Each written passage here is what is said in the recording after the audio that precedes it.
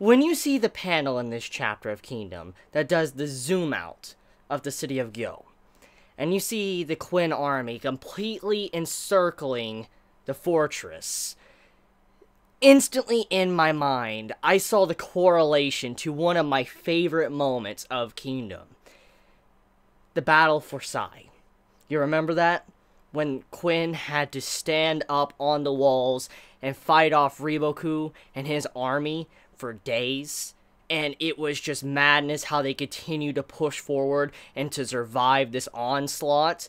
And the only reason why they managed to make it through this was thanks to their king being there. But in this case, the king is not there. But this situation, there's so many parallels. The correlation to that arc is unreal. And just seeing how this is like a reverse Sai. Quinn sieging Gyo.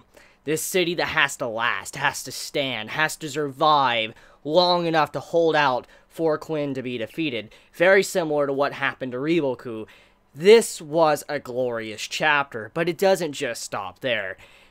Onsen has continued time and time again throughout this arc to prove that you should not underestimate this man. This man is very talented. He's a scary, scary person. And when my boy Kanki walks up to you and basically gives you a compliment, that's crazy. So, Riboku, he's actually losing. This battle of wits, Riboku is kind of getting hit in the side. Like, this man's getting wrecked right now. But there's a lot of things about this that Riboku can't really help right now. For instance, him traveling to the capital city, there was nothing he could have done.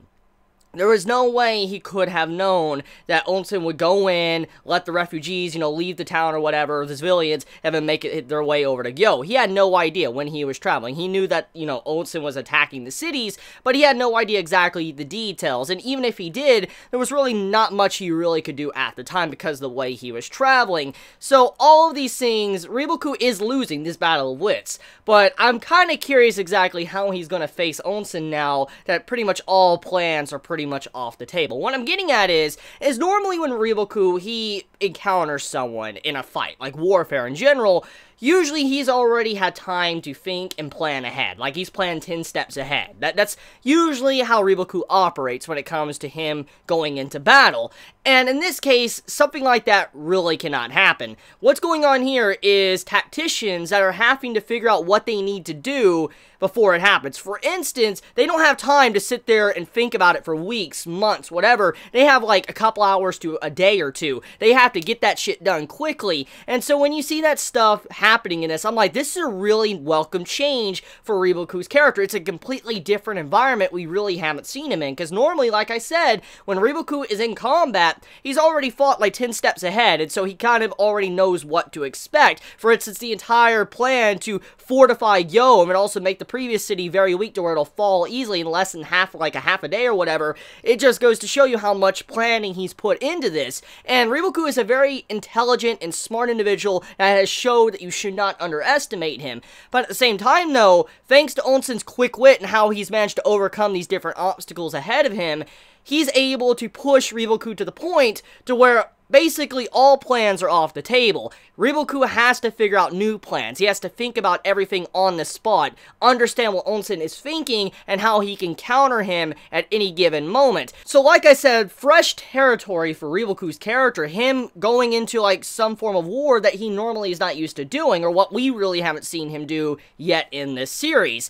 Now besides all of this though, Onsen, my boy, like, oh my god, like, I knew I was going to expect some hype things from this man because of how the arc is kind of focusing on him and what we have seen from his character beforehand, but I just did not believe this man would be this crazy. I mean, that final statement at the end of the chapter kind of certifies maybe what Onsen is really planning. There's much more to his character than meets the eye, and let me go into details.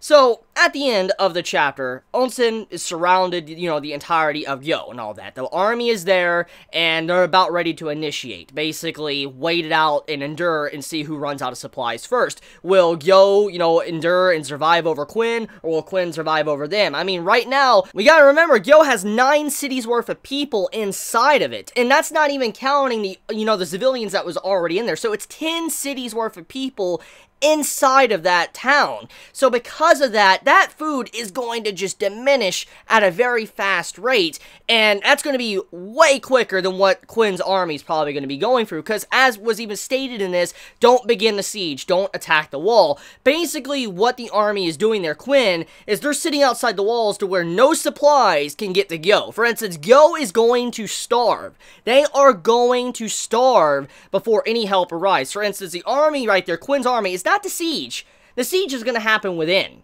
And I've already talked about this in length in my previous videos of Kingdom, that it's going to be the civilians that are going to cause the downfall. It's not just them eating the food, drinking all the water up, and all of that. What's going to happen is riots are going to happen. There's going to be like a shutdown of food. Like, you're not going to be able to get any food or whatever. People are going to start starving. Children are going to start starving. Elderly are going to start dying. People are not going to be able to sleep because it's just so overcrowded. People are going to be sleeping all over the floor. They might freeze to death. There's just going to be so many things going wrong there. And that's not counting diseases or whatever's going on. So, when you look at all these different things right now, people are going to revolt. They're going to get very angry, and because of this, they know how, Onsen is, how he let them go. They're going to attack the army, like, open the gate, let us go, before we can get food. Maybe they'll give us food or whatever, and that's kind of what's going on here. The siege is not happening outside, it's happening within. Not just food, but the civilians will definitely rise up and stop the guards to do whatever to be able to survive. That's just how, human beings are. They will stand up for their own survival. So that's probably what's happening. But let's also put in another factor to this, okay? Onsen says something that's very scary at the end. He's like, I leave this city to you, Conky. I mean, Conky's like, wait, you're going off doing your own thing? He's basically taking his army going somewhere else. If I had to assume anything, I'm assuming, Onsen, he's going to where Yotanwa is. That's where I think he's going. He's probably going to assist her, help her out with her war, and it'll probably set up some form of supply line for supplies can continuously flow in. But that's what I think Onsen's doing. But what he says to Conky, that's very unsettling. He's like, I leave the siege, this city, to you. And basically what that means is what I'm assuming, is that Onsen's like, Conky, I know how you are. I know what type of practices you do and all that.